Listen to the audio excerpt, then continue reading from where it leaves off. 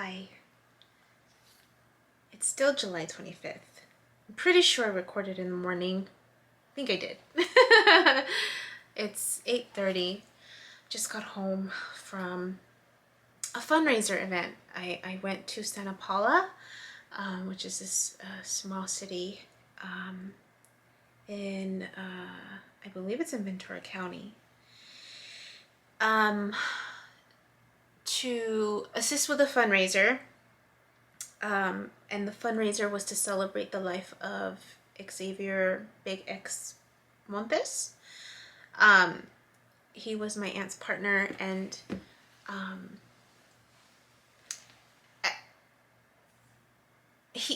so this is, again, a world, right, that I'm not connected with.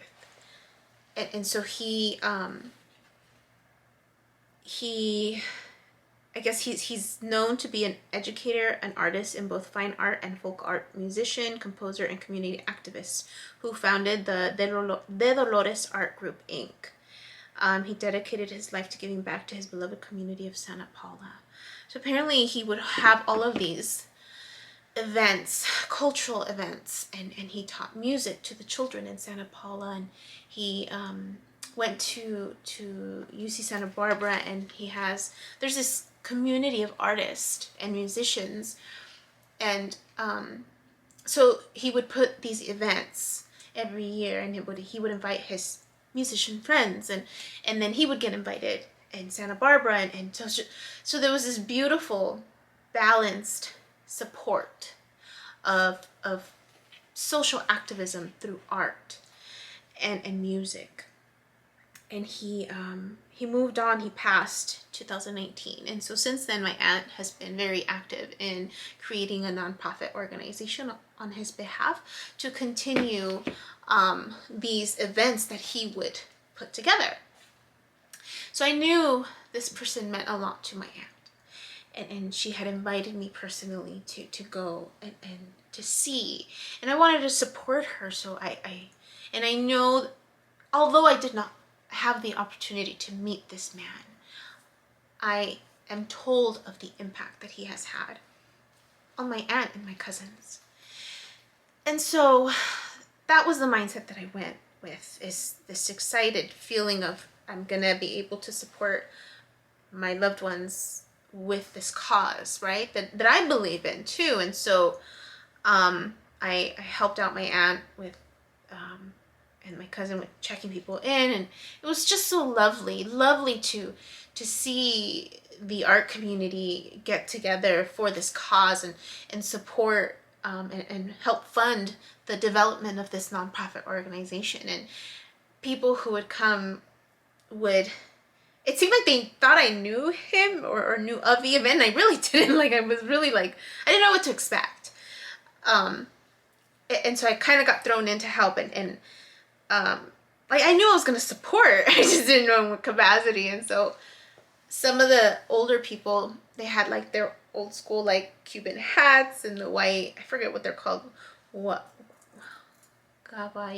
or something like that. I don't know.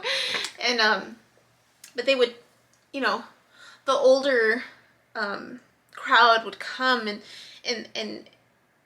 even the younger crowd would come, and they would share stories, of Xavier, and just that he played at their wedding, or just that they known him for a long time, and so this is a picture of him, and I'll probably post more. So this is him, and so it was just so lovely, and the music, and I got to see the traditional Aztec dancing, and I saw a man play a harp. I've never seen someone play the harp, let alone a man play the harp. And then they're singing in this folk music, and it was just so moving. My heart was just there. I was a little worried about traveling there. Mostly because I hadn't gone that route. I hadn't been in that area since last December, or near that area. So I was a little worried that I would get triggered, but I didn't try to think about it. I was like, I'm just gonna go, I put cute music, it was a nice drive. And I get there and it's all great, and then I have to leave because I'm like, okay, it takes me a good 2 hours to get home.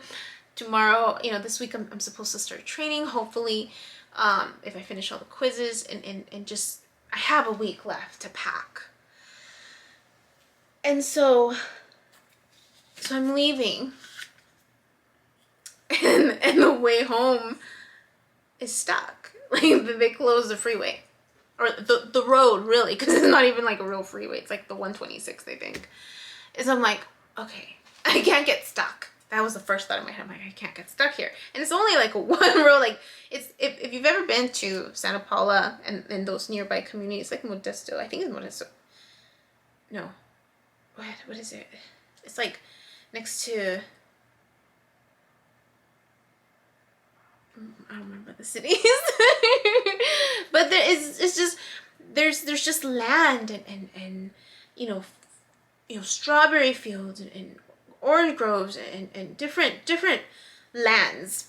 And then there's like homes, and then there's land, and then there's more homes. And then when you get to a central location, then there's like a little community stores and gas stations. But you're pretty much driving like long stretches of road before you get somewhere.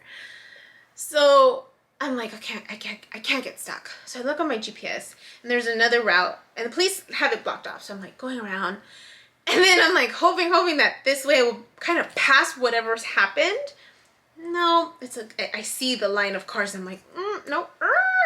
Now, mind you, it's an older community in the sense of like the development. So there's a lot of old buildings, beautiful old, like the old Santa Paula. Like there were new buildings, there were new homes, and then there was like pockets of the old Santa Paula, and it looked beautiful, and it tugged at my heart because of the antiquity of it, right? The beauty of what once was, right? And then I kind of just imagine people walking down and the street and going to like Eddie's service station on the corner, which was like this cute little like odd shaped, triangle shaped building, really small wooden barn-like building on the corner, and there's like an old truck right in front, and it's just very sweet. And I'm going through the city to get back on the main road, and it took a while to drive through there, and the drive back, the triggers start. And it's actually, the drive back home, I noticed it when I was leaving, because I could see the glimpse of the old town part, and then I see the hills, and it's the hills that trigger me. The landscape, really. Is the landscape. And so I'm driving back, and it's these long stretches of road, and I'm trying to get around to get to the freeway to get back home. And I'm just seeing the landscape, and I feel it right here. I feel it right here. Because I'm getting flashbacks.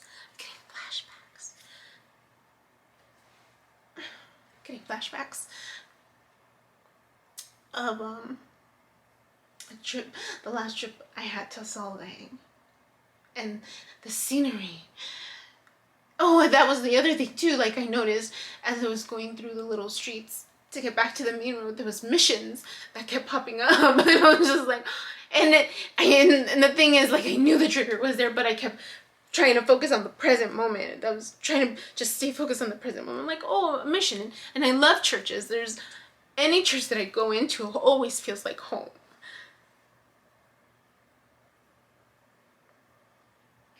So I was trying to keep those triggers at bay. And, but that flashback came back as I was driving the opposite way. Because I thought, okay, if this way is closed off, then I'm going to go the opposite way because I'm going to hit the ocean to go the long route. And I see more of the hills. So I'm reminded. And I see more missions, like small churches, but that have this style of a mission. And I'm reminded of the mission of Santa Ynez. And that those moments walking through the church and viendo el paisaje, like just looking at the view. And it was like up on a hill, so there was like this dip. And then you can see like the homes and the lands and the barns. And it just looked beautiful. It was just beautiful. With the hills in the background and the clouds. That was the first time. That was the first time I had shared with someone that my waves looked like the edges of the clouds. Because they were moving fairly quickly.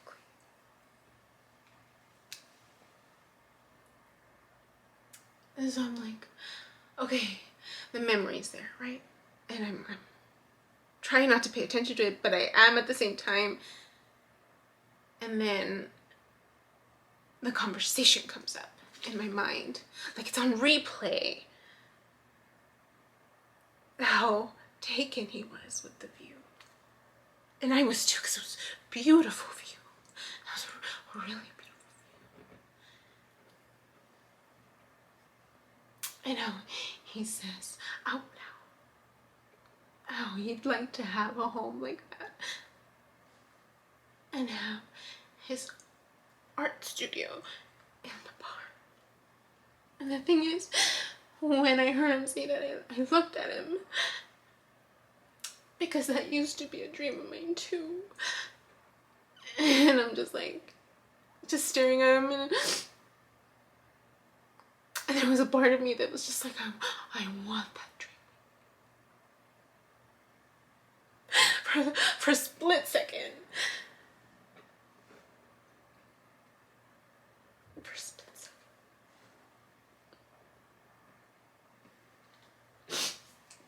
So I'm driving and I'm feeling it here. Because like at that point in time, I was recognizing what it was. I'm like, okay, I'm gonna get triggered. I know I'm gonna get triggered.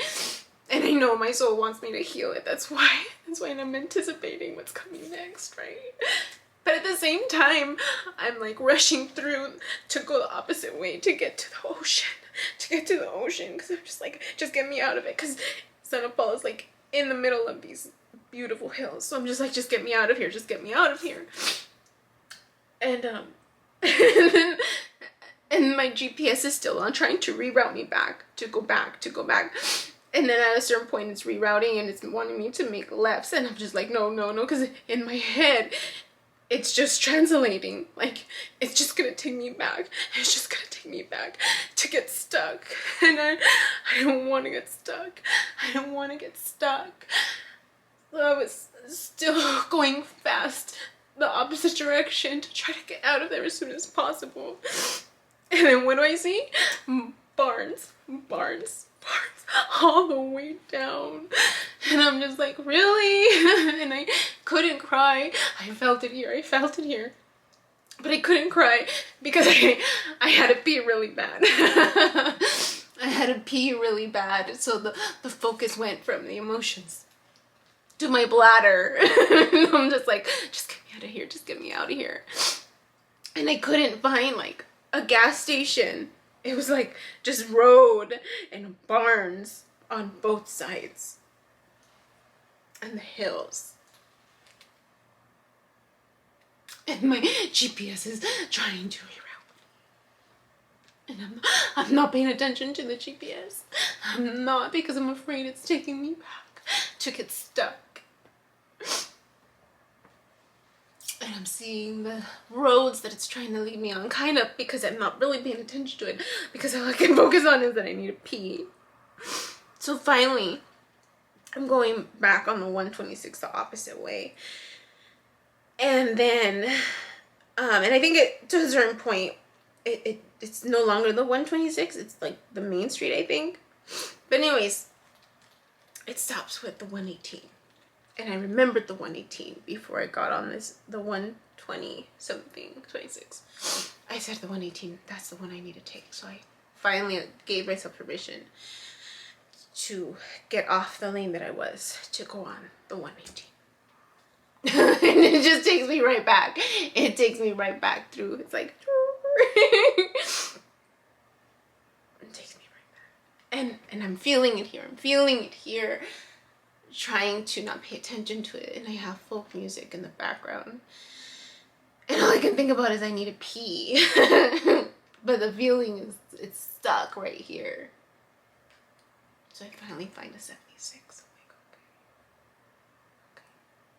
okay. I'll go to the restroom. I feel so much better.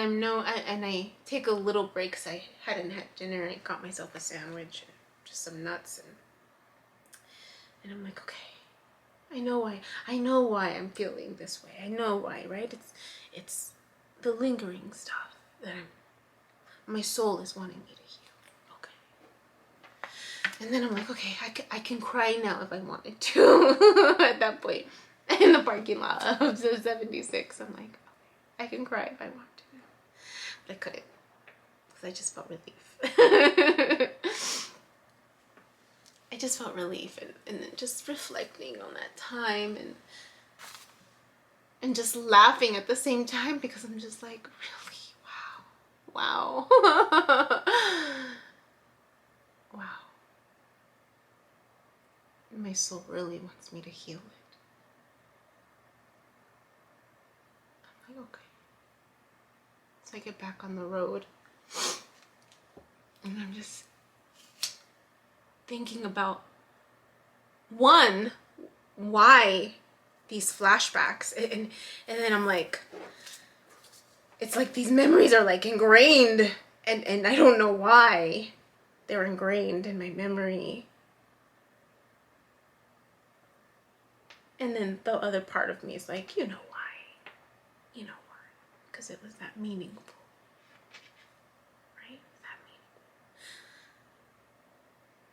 And I'm very visual, so for me, the visual sticks better. But I kept talking in Spanish to myself all the way home. Like, really?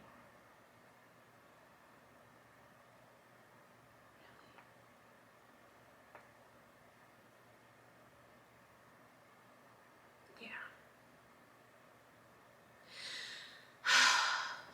But it's funny because then I was thinking, I was passing by these streets that were familiar that my GPS was trying to get me to go through. Like, it was trying to reroute me down those streets, so I would have to take the long route home, right? It was gonna give me shortcuts, and I was ignoring the signs. I was ignoring the GPS because I was stubborn, because I was trying to run away from the triggers. And then what happened? The universe is like, nope, bloop, bloop, bloop. You're not running away from it. You're just going towards it. Okay.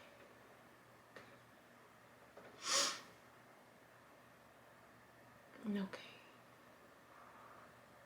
I'm working on the healing, right? But it's better. It's getting better. So I have one more week here. It looks like a tornado went through here. Because I haven't been here since last Tuesday. Tuesday? Yeah. Because Wednesday I rested. Yeah. Wednesday I rested. And I was trying to rest in terms of sleep because I wasn't sleeping well. So Thursday I rested also. And then Friday I was doing more of like the quizzes and stuff for the new job.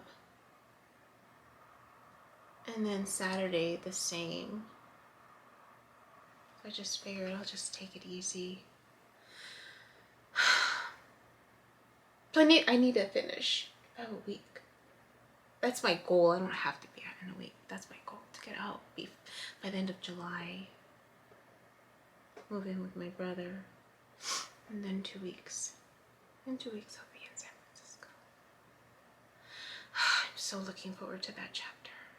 Just because it's going to be different. Visually it's going to be different. And it'll really feel like a real fresh start, you know.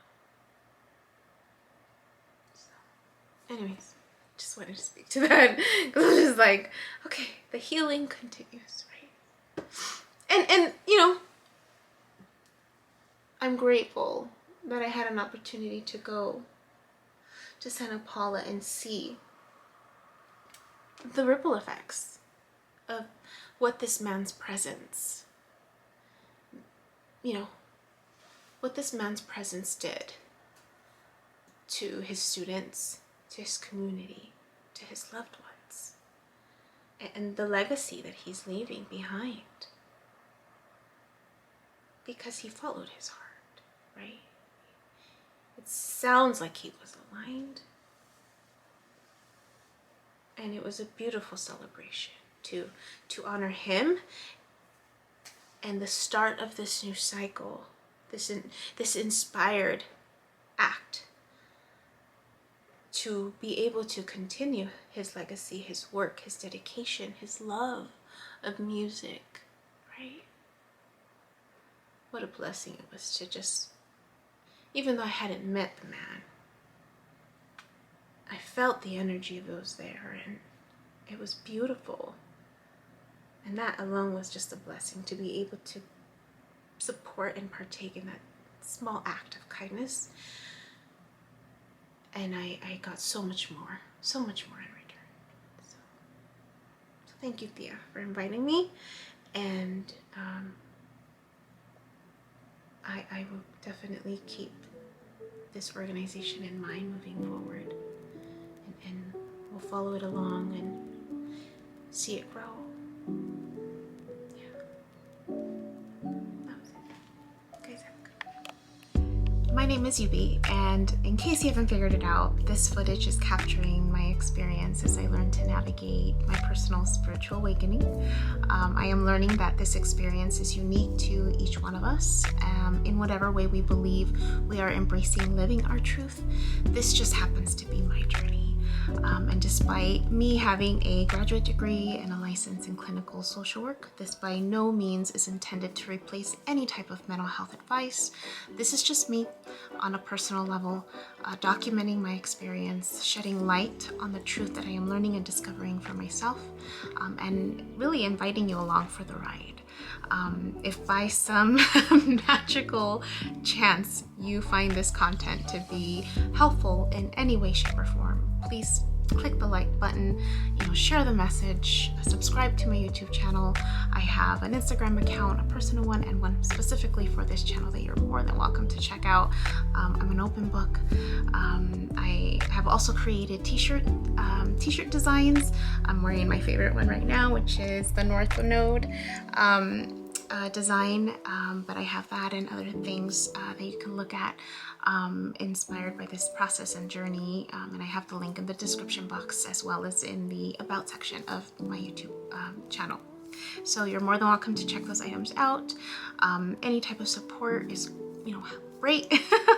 Again, if you find this content really helpful or meaningful, sometimes when we take that step and be vulnerable, with showing what's inside our hearts and what's really our truth, we realize that we're much more connected than what we thought we were. And so I hope that as I'm living this experience and that you find some type of truth for yourself, or find some type of ability to heal in some way just by relating, just by knowing that you're not alone. That really has been my goal with this process, not just being able to connect with others, but really for my own healing. It's definitely been a therapeutic experience and a very creative one for myself. So I thank you, and I wish you all the best, and we'll we'll see what else